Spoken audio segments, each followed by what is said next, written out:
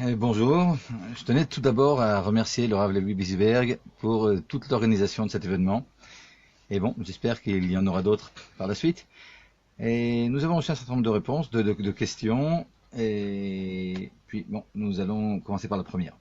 La première question qui nous a été posée par l'un des auditeurs, une femme enceinte est-elle exemptée du jeûne d'Esther?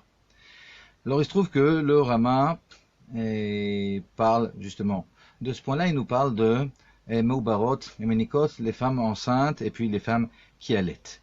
Alors c'est vrai que quand on parle du Rama, alors très souvent on pense que bon on est en train de parler d'Alcha pour les Ashkenazim. Non, ça c'est vrai uniquement quand le Rama vient contrer ce que dit le Shulchan Aruch. Alors le Shulchan Aruch rapporte un certain avis, puis le Rama vient, puis rapporte l'avis qui était d'usage dans les contrées ashkénazes. Mais quand quelque chose n'est pas rapporté par le Shulchan Aruch, mais uniquement par le Rama, en général, c'est bon pour tout l'Am Yisraël. Donc ce qu'on va dire maintenant, c'est vrai pour les Chassidim, pour les Mitnagdim, pour les Sfaradim, pour les Ashkenazim, pour tout le monde. Alors, une femme enceinte est exemptée du jeûne d'Esther. Une femme enceinte, c'est à partir de 3 mois, c'est-à-dire 3 mois après le début de la grossesse, une femme commence à être dispensée du jeûne. Malgré tout, et si la femme se sent faible, les décisionnaires permettent même avant ça, dès le début de la grossesse, en cas de besoin, de dispenser la femme en question. En ce qui concerne une femme qui allaite, alors une femme qui allaite aussi, nous dit le Rama, est dispensée du jeûne. Une femme qui allaite est dispensée pendant 24 mois. D'après une grande partie des décisionnaires, c'est vrai même si elle a arrêté d'allaiter. Donc elle a allaité pendant quelques temps, puis elle a arrêté. Et malgré tout, dans la mesure où il y a un bouleversement dans le corps de la femme, comme nous disent les sages, autre Ténida, alors pendant 2 ans, elle est dispensée. Là-dessus, et ce que je viens de dire, c'est ce que disent beaucoup de décisionnaires. Malgré tout, certains décisionnaires, notamment le Rav Ovadia Yosef, pour une femme qui a allaité, mais qui aurait arrêté d'allaiter, et ce pendant les 24 mois, et le Rav Ovadia Yosef ne permet à cette femme de ne pas jeûner uniquement si elle se sent spécialement faible. Et pour une femme qui a avorté, alors on donne 30 jours. C'est-à-dire que dans les 30 jours qui suivent l'avortement, la femme ne jeûnera pas, puis après, elle jeûnera. Alors c'est vrai qu'il y a beaucoup d'allègements. Pour le jeûne d'Esther, on est même un peu plus permissif que pour les autres jeûnes. Alors si on regarde les jeûnes, les jeûnes, il y a le jeûne de Kippour, c'est le seul jeûne qui est d'Oraïta, c'est-à-dire le seul jeûne qui est mentionné dans la Torah. Et puis les autres jeûnes, malgré tout, ils sont quand même différents du jeûne d'Esther, dans la mesure où ils sont ce qui s'appelle des Divrei Nevim. Dans le livre de Zecharia, de Zacharie, on nous parle de Tzom HaReviv et Tzom HaChamishi, Tzom HaShiviv et Tzom HaAsiri, c'est-à-dire le jeûne du 17 Tammuz, le jeûne de Tisha B'Av, le jeûne de Gdalia et le jeûne du 10 Tevet. Donc ces jeûnes-là sont rapportés malgré tout dans le Tanakh, dans la Bible. Alors c'est vrai qu'ils ne sont pas Mideoraita, mais malgré tout, c'est un peu plus que quelque chose qui est Miderabanan, dans la mesure où c'est quand même quelque chose qui est rapporté dans la Bible. Et en ce qui concerne le jeûne d'Esther, non seulement il n'est pas rapporté dans la Bible, mais il n'est même pas rapporté dans le Talmud. C'est quelque chose qui est beaucoup plus tardif. Rabbi David Aboudraham nous dit que ce jeûne-là, qui n'est pas rapporté dans le Talmud, a été décrété uniquement après l'époque du Talmud, c'est-à-dire vers l'époque des Géonim, pas avant le 6e siècle en tout cas. Donc c'est une des raisons pour lesquelles il y a un peu plus d'allègement. On peut peut-être trouver une autre raison aux allègements que l'on trouve au jeûne d'Esther. Parce que si on se pose la question, pourquoi est-ce qu'on fait le jeûne d'Esther? Alors c'est vrai que certains tosafistes se disent, dans la Megillat Esther aussi, on voit que Esther a jeûné, puis elle a décrété 3 jours de jeûne.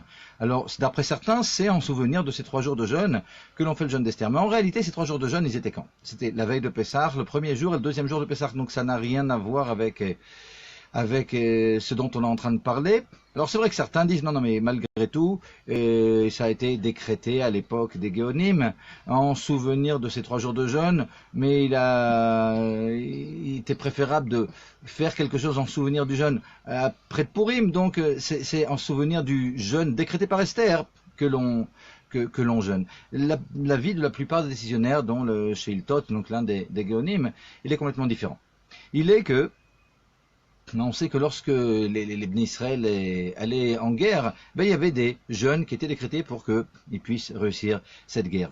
Maintenant, le 13 Adar, donc le jour du jeûne d'Esther, en général, là c'est le 11, parce que la veille de Purim tombe un Shabbat, donc on n'avance pas au vendredi, on avance au jeudi d'avant, donc c'est le 11. Mais le 13, dans les années plus classiques, c'est finalement le jour où les Bnei Israël ont fait la guerre contre leurs ennemis. Alors dans les villes autres que Shushan, c'était le 13, et qu'il y avait la guerre, et puis le 14, donc c'était Purim. Dans la ville de Shushan, ils ont fait la guerre le 13 et le 14, et le 15, c'était Purim. Donc de toute façon, le 13 c'était un jour de jeûne. Et en souvenir de ce jour de jeûne, alors on va se mettre à jeûner. Mais ici, alors, on peut se poser la question, dans ce cas-là, alors pourquoi on appelle ça le jeûne d'Esther? Ça n'a absolument rien à voir avec Esther. Ça n'a plus rien à voir avec le jeûne qui a été décrété dans le Megillat Esther par Esther, dans la mesure où c'était un jeûne, finalement, qui est complètement indépendant de l'entrée d'Esther chez Achashverosh, et qui a eu lieu bien avant, à Pessah. Et le Rabbi a une explication tout à fait originale dans son Likutei Sichot, au volume 6. Il dit que d'après la halacha, quelqu'un qui va en guerre est dispensé du jeûne. Maintenant ici, les Bnei Israël étaient tous en guerre, et non seulement les hommes, mais même les femmes, dans la mesure où il y avait une xéra, il y avait un décret qui permettait finalement, dans un premier temps, le décret qui avait été prononcé par Aman, qui permettait à nos ennemis de nous assassiner à Shemishmor.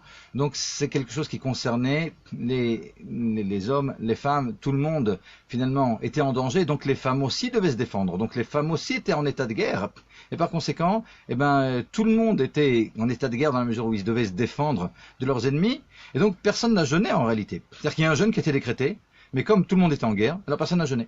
Et la seule finalement qui n'était pas en danger, parce que c'était la reine finalement, la reine Esther, c'est la seule fille qui finalement a fait ce jeûne. Et c'est la raison pour laquelle finalement le jeûne, nous explique le Rabbi, est appelé jeûne d'Esther. Alors peut-être, là le Rabbi ne parle pas de ça, on peut peut-être dire que la raison pour laquelle il y a beaucoup d'allègements dans le jeûne d'Esther, quelque part, ça vient du fait que depuis le début du jeûne, même à l'époque de la Megillah, finalement, il y avait un jeûne donc qui a été décrété, mais qui n'a été fait par personne en dehors que par Esther Amalka, dans la mesure où tout le monde était en état de guerre. Ça, c'est pour le premier sujet par rapport aux femmes enceintes et puis aux femmes qui allaitent qui sont dispensées du jeûne d'Esther. La deuxième question qui nous a été posée, c'est quelle est la somme que l'on doit donner pour le Machatzit HaShekel. Alors là, il faudrait mettre un peu d'ordre dans les idées, parce que d'abord, on ne donne pas le Machatzit HaShekel, on donne ce qui s'appelle Zecher le Machatzit HaShekel, un souvenir du demi-shekel. Maintenant, qu'est-ce que c'est que ce demi-shekel? Alors, là, faisons un peu d'ordre. Le premier point que tout le monde connaît de Rashi dans Parashat Kitissa, dans la Parashat Shkelim, c'est qu'il y a finalement 3 troumot. Le mot trouma là-bas, don, est rapporté 3 fois. Et donc nous dit Rashi, en réalité, c'est les Chachamim qui font cette remarque, que c'est une référence à 3 types de dons que l'on a fait. Alors il y avait vraiment un demi-shekel que l'on a donné, qui servait au sacrifice, un demi-shekel que l'on a donné qui servait aux Adanim, c'est-à-dire les socles en or dans lesquels on mettait dans le Mishkan les poutres, et puis il y avait la 3e trouma, celle qu'on voit au début de Parashat Trouma, dans laquelle finalement c'était pas un demi-shekel, mais chacun apportait ce qu'il voulait, ça pouvait être de l'or, de l'argent, etc., et du trélet, enfin chacun apportait ce qu'il voulait. À l'époque du Beth Amikdash, le seul de ces dons-là finalement qui est resté, c'est ce qui s'appelait le Machatzit HaShekel, qui était là pour des sacrifices. Il y a un certain limoud, une certaine étude qui est faite dans le Talmud au traité de Megillah, dans lequel on apprend que les nouveaux sacrifices qui étaient apportés au mois de Nissan devaient être apportés avec de l'argent qui était nouvellement reçu. Et par conséquent, on a tout un traité qui s'appelle le traité de Shkelim, qui nous parle du fait que, au temps du Beth Amikdash, déjà, au mois de Hadar, les gens ont demandé aux gens d'apporter leur argent, donc le demi-shekel, pour qu'on puisse, à partir du mois de Nissan, acheter les bêtes pour les korbanot, pour les sacrifices. Et c'est en souvenir de ce demi-shekel que l'on apporte donc le Zecher, les Machatzit HaShekel, en souvenir donc du demi-shekel qui était apporté au temps du Beth Amikdash, au mois d'Adar, pour pouvoir commencer à acheter, à partir du mois de Nissan, les sacrifices, avec ce nouvel argent des Nissan. Et par conséquent, on pourrait se poser la question, pourquoi alors on apporte 3 demi-shekels? C'est-à-dire qu'il y a ici 2 minagim. Alors le premier minag, c'est le minag des Ashkenazim et aussi de certains Sfaradim des communautés d'Afrique du Nord, d'apporter 3 pièces d'un demi-shekel. D'après ce qu'on a dit, une pièce aurait dû suffire puisque c'était une pièce qui est apportée au Beth Amikdash. Alors il y a ce que nous rapporte le Rama. Dans la mesure où 3 fois dans Parashat Shkalim on nous parle de Trouma, on apporte 3 pièces d'un demi-shekel. Mais le Rabbi, malgré tout, rapporte une deuxième raison. et à ces 3 pièces d'un demi-shekel, le rabbi, dans une de ses lettres, il écrit que c'est aussi un souvenir, justement, aux 3 jours où Esther avait jeûné lorsqu'elle est rentrée chez Achashverosh. Donc, en souvenir de ces 3 jours, on apporte ces 3 pièces. Ces 3 pièces d'un demi-shekel, et alors, quand on est en Israël, on donne un demi-shekel, quand on est aux États-Unis, on donne un demi-dollar, on donne finalement un demi de la monnaie courante. Et ça, c'est donc l'avis des Ashkenazim, on a dit, de certaines communautés sfarades d'Afrique du Nord. Il y a un deuxième avis, qui est un avis qui n'est pas rapporté, et finalement, c'est l'avis des Sfaradim, mais qui n'est pas rapporté par les grands poskim, les grands décisionnaires sfarades, ni par le Rambam, ni par le Shulchan Aruch, mais malgré tout, par des poskim et des décisionnaires un peu plus tardifs, qui est qu'il y ait un minhag, une habitude, dans certaines communautés sfarades, de donner l'équivalent, donc le maratit shekel, le zechar le maratit shekel, donné par les Sfaradim, ben c'est l'équivalent de la somme de 10 grammes d'argent. Maintenant, 10 grammes d'argent, alors j'ai fait le compte. Ouais, si vous cherchez, aujourd'hui, le cours de l'argent, ben, il varie avec le temps. Alors, en shkalim, et si vous regardez, 1 gramme d'argent, c'est aujourd'hui 2,183 shekels, donc 10 grammes, ça fait 21 shekel 83, mais ça c'est sans le ma'am, c'est-à-dire sans la TVA. Si on rajoute maintenant la TVA, donc on multiplie tout ça par, on rajoute le ma'am en Israël, c'est 17%, donc on multiplie ce 21,83 par 1,17, et ça nous fait 25 shekels et demi à peu près. 25 shekels et demi, disons 26 shekels pour les Sfaradim, et qui veulent prendre ce minag de donner l'équivalent de 10 grammes d'argent, ils donneront 26 shekels. Même si on prend une TVA d'un peu plus de 17%, disons de 20%, de toute façon, avec 7 euros, vous êtes couvert. Donc, ouais, pour les Ashkenazim, on a dit 3 pièces d'un demi-shekel ou d'un demi-dollar, chacun d'après la monnaie de son pays. Pour certains Sfaradim aussi, pour les Sfaradim qui veulent aller d'après l'avis du Rav Ovadia Yosef notamment, alors ils apporteront l'équivalent, on a dit, de 10 grammes d'argent, soit 26 shekels en Israël ou 7 euros si vous êtes en Europe. La troisième question qui nous a été posée, c'est à qui doit-on donner l'argent du Zecher le Machatit HaShekel? Alors là, c'est intéressant parce que quand on regarde chez les décisionnaires, il y a énormément d'avis. Finalement, on pourrait faire ce que vous voulez. Parce que même les décisionnaires qui disent qu'il vaut mieux donner aux pauvres, par exemple, que donner à une yeshiva, et tout le monde est d'accord qu'on peut de toute façon aussi donner à une yeshiva et inversement. Donc certains disent qu'il vaut mieux donner à des pauvres. D'autres disent si déjà à des pauvres, alors à des pauvres qui sont des Talmidei Chachamim, des gens qui étudient. D'autres disent que le mieux c'est pour le Machatit HaShekel, le demi-shekel, le souvenir, le Zecher, le Machatit HaShekel, de donner ça à des yeshivot. D'autres disent non, vu que c'est en souvenir du Beth Amikdash, du temple, alors on donnera plutôt à des synagogues. Donc chacun, d'après son avis, on donnera finalement à qui on voudra. Alors, quelqu'un nous demande, est-ce qu'on peut donner aussi, et on a reçu une question, est-ce que je peux donner le Machatit HaShekel, le Zecher le Machatit HaShekel, cet argent-là, à mon frère qui n'est pas pratiquant? Alors déjà, qui n'est pas pratiquant, ouais, on peut donner de la tzedaka à quelqu'un qui n'est pas pratiquant. Même les gens qui ne sont pas pratiquants ont le droit de manger. Donc c'est bon, il n'y a aucun problème. Plus que ça, donner à sa famille. Vous savez, il y a un dicton qui dit « Aniye yichakodmim » les pauvres qui sont de ta ville, a fortiori de ta famille, c'est sûr qu'ils ont priorité. Alors c'est vrai aussi que le Mishnah Berurah, dans l'un de ses livres, et puis beaucoup de décisionnaires disent que c'est pas bien de donner toute sa tzedaka. Maintenant, je parle pas uniquement du Zecher le Machatit HaShekel, de la tzedaka, du maaser en général. Ouais, donner tout son argent à des proches, c'est pas ce qu'il y a de mieux. Mais c'est vrai que si on a des proches dans le besoin, alors un tiers au moins de ce qu'on donne à la tzedaka, ça serait bien de le donner à nos proches. Donc il n'y a pas de problème de donner à quelqu'un qui n'est pas religieux. Si c'est son frère, c'est une bonne chose de lui donner, mais uniquement évidemment si c'est quelqu'un qui est apte à recevoir la tzedaka. Ouais, et apte à recevoir la tzedaka d'après les Echot tzedaka dans le Shulchan Aruch, mais il s'agit de quelqu'un qui peut pas modestement même finir le mois. Évidemment, c'est pas pour acheter une Volvo, mais quelqu'un qui n'arrive pas à finir le mois de façon modeste et avec kavod, avec honneur, lui il peut recevoir la tzedaka. Évidemment, on ne va pas donner ni à ses enfants qui sont chez nous, ni à sa femme, des gens que de toute façon on doit nourrir. Ça c'est clair. Quand on parle de son frère, évidemment, c'est quelqu'un dont on n'est pas responsable. Et la quatrième question qui nous a été posée, quelle somme doit-on donner pour Matanot Le'Evionim? Alors là, pour faire un peu d'ordre dans les idées, parce que j'imagine que tout le monde ne connaît peut-être pas tous ces termes, ici Matanot Le'Evionim, de quoi on est en train de parler, puis on n'arrête pas de parler de sommes, il n'y a pas que de l'argent pour Purim. Alors qu'on mette bien comme ça les points sur les i. Quand on a parlé du Zechar Lamartit Shekel, on a dit que c'était quelque chose qui était en souvenir du Beth Amikdash. Maintenant, il y a quand même 4 mitzvot qui sont mentionnés déjà à la fin de la Megillah, c'est-à-dire 4 mitzvot qui ont été institués par le Beidin de Mordechai. Alors ces mitzvot, c'est faire une seudat Purim, faire un festin de Purim, donc avec du pain, etc. Et évidemment, boire aussi du vin dans cette seuda. Dans ce festin, et la deuxième, c'est d'écouter la Megillah. Donc on écoute la Megillah le soir de Purim et puis le matin. La troisième mitzvah, c'est Mishloach Manot, donc donner à au moins un ami de mets différents. Et la quatrième mitzvah, c'est Matanot Le'Evionim. Matanot Le'Evionim, donc c'est donner de l'argent à des pauvres. Rien à voir maintenant avec le Maratit Shekel. Le Maratit Shekel, en général, on le donne la veille de Purim. Là maintenant, je suis en train de parler de mitzvot, Mishloach Manot, Matanot Le'Evionim, qui se font en général le matin après la lecture de la Megillah.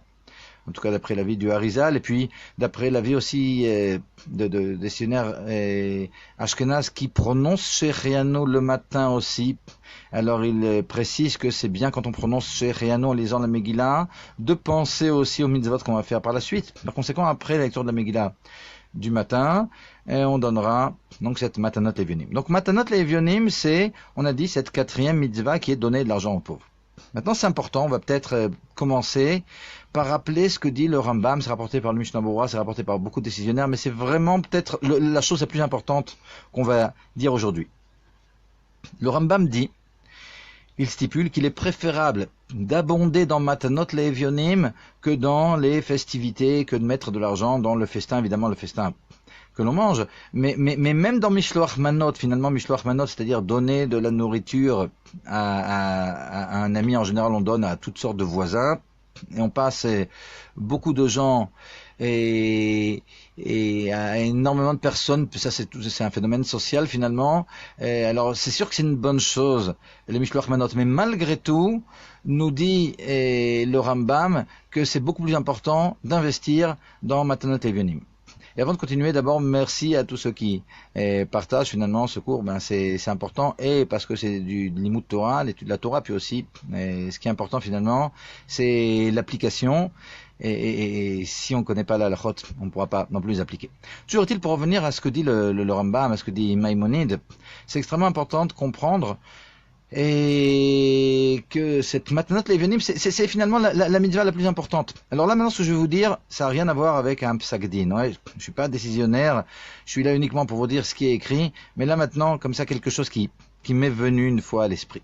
Alors, dans notre communauté, je leur dis, regardez, dans la mesure où le Rambam dit que c'est la mitzvah la plus importante, alors vous savez quoi, faites chacun son cheshbon nefesh, chacun qui réfléchisse un peu à tout ce qu'il a sorti comme argent pour Mishloach Manot.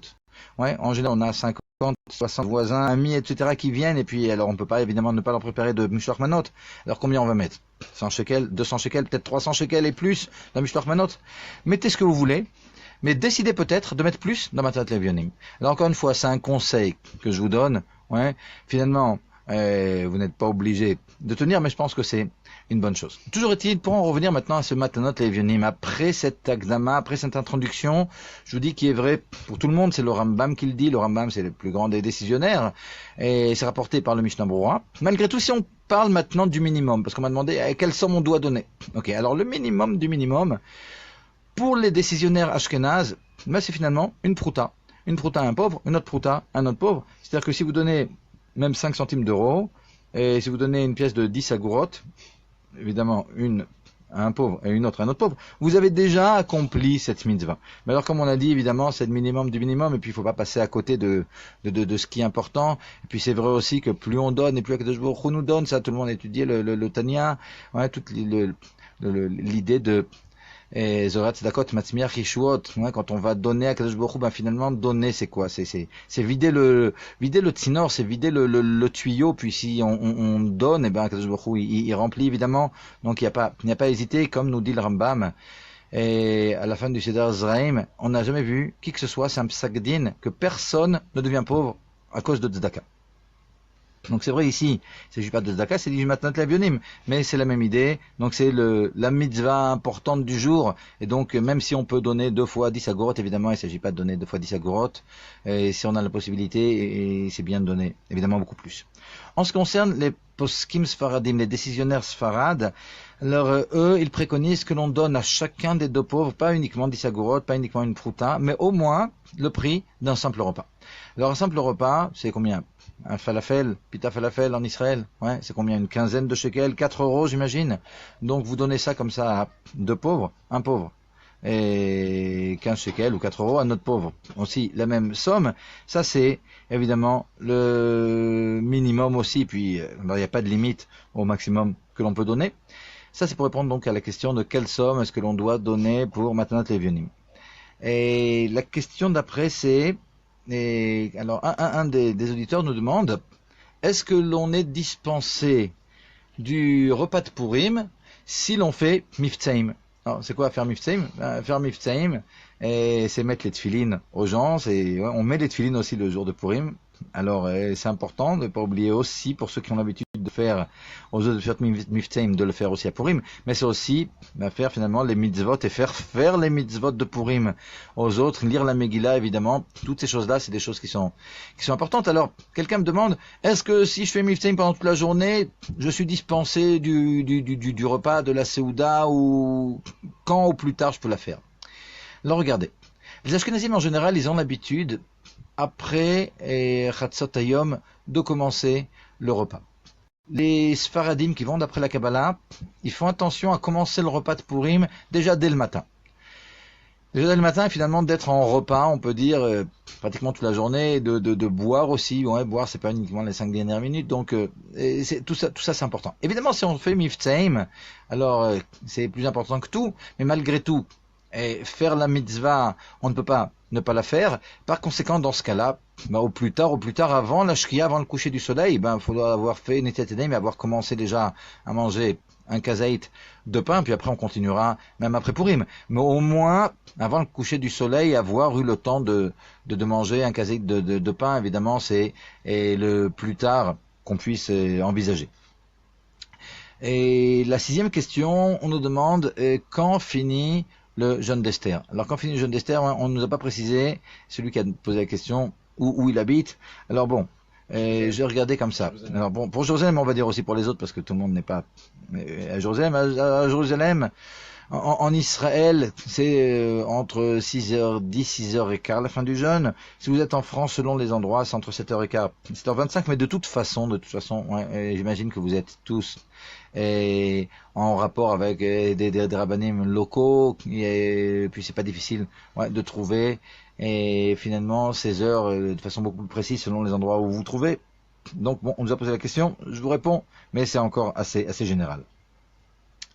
La 7e question qui nous a été posée, c'est par rapport au déguisement. Alors quelqu'un nous demande, est-ce qu'il est important de se déguiser à Purim? Est-ce que c'est une obligation? Et puis quelles sont les coutumes qui sont relatives au déguisement? Alors c'est intéressant de voir qu'il y a des balais à Tosafot déjà qui ont parlé de ce point-là, et puis déjà au XVIe siècle, le Rama parle des déguisements de Purim. Donc c'est pas quelque chose qui est né comme ça ces dernières générations. C'est vrai qu'on en parle depuis assez longtemps. Est-ce que c'est une obligation? Non, c'est pas apporté chez les décisionnaires comme une obligation. On n'est pas obligé de se déguiser à Purim. On va quand même raconter une petite anecdote. Vous savez que le Rama, Rabbi Moshe Isserlech, c'était le plus grand décisionnaire finalement et Ashkenaz de l'époque de Rabbi Yosef Karo, l'un des plus grands, celui qui a écrit donc les Hagaot, les commentaires sur le Shulchan Aruch. Quand on étudie le Shulchan Aruch, alors il y a les décisions du Shulchan Aruch de Rabbi Yosef Karo, et puis sur ces décisions, alors il y a toutes les Léosafot, les Hagaot, les rajouts qu'a fait le Rama. Alors le Rama, les gens ne savent pas toujours, mais il est décédé à 33 ans. Il est décédé à 33 ans, le 33e jour du Homer, donc le jour de l'Ag BaOmer. Et puis, le Rav qui a fait son oraison funèbre voulait absolument dire 33 bonnes choses sur lui, 33 sujets d'oraison funèbre. Et puis, la petite histoire raconte, l'histoire dit que le Safdan, celui qui donc prononçait l'oraison funèbre, n'avait trouvé que 32 choses à dire, et puis il se demandait quelle était la 33e, jusqu'à ce qu'il se rappelle que tous les jours de Purim, vers la fin de la journée, le Rama se déguisait en pauvre, et puis il faisait toc-toc, il allait à Cracovie de porte à porte, et puis il demandait aux gens de rentrer. Alors évidemment, le Rama, tout le monde lui ouvrait, et puis il était prêt évidemment à écouter toute requête. Il disait non, je veux juste faire Nitilat Yadayim parce que maintenant je dois prier Arvit. Il faisait ça finalement pour rappeler à tout le monde de prier Arvit.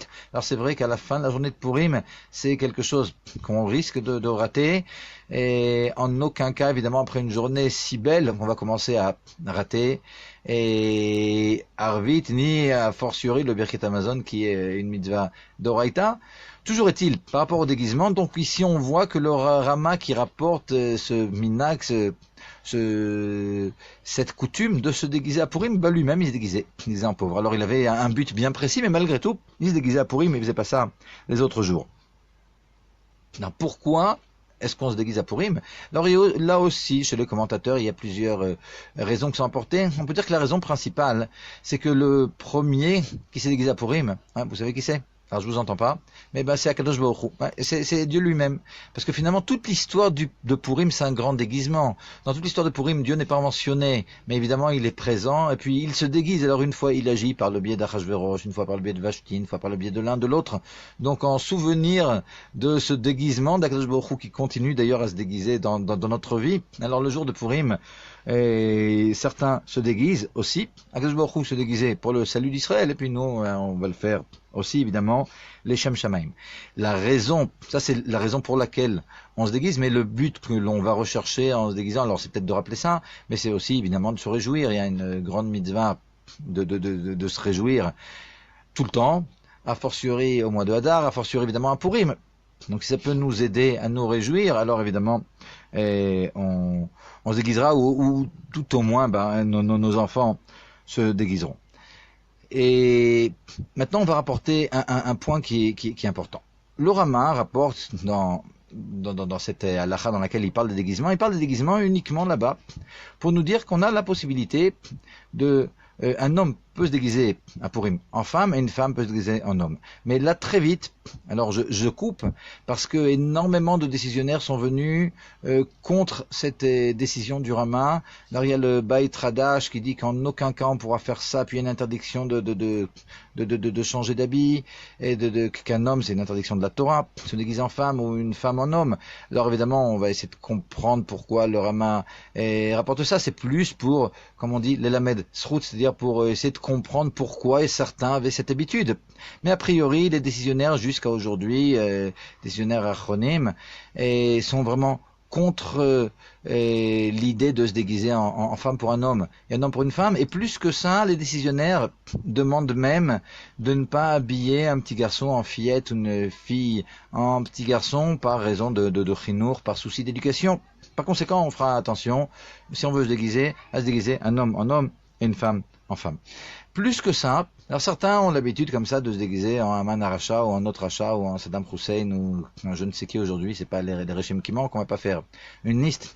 Ça, le Rabbi était contre. Ouais, il était contre parce que quelque part il y aura peut-être une identification après de l'enfant avec ce déguisement. Et donc c'est pas ce qui est bien. Donc en aucun cas, c'est beaucoup mieux de demander à ses enfants de se déguiser, de les encourager à se déguiser en Mordechai Yehudi, en un tzaddik, en un grand rave, en Kohen Gadol ou en ce que vous voulez, en un médecin, quelque chose qui est positif, mais pas en rachat. Je vais raconter comme ça une petite anecdote. C'est pas uniquement le Rabbi qui est de cet avis.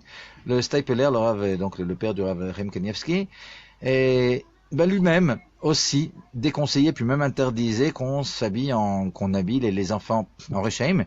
Et puis il raconte une anecdote, il dit que quand il était jeune et qu'il était à la Yeshiva, il s'est aperçu que les amis qu'il avait, qui s'étaient déguisés en Rechaim, et regardez, le jour de Purim, il s'était aperçu, comme ça il rapporte, qu'ils finissaient pas l'année à la Yeshiva.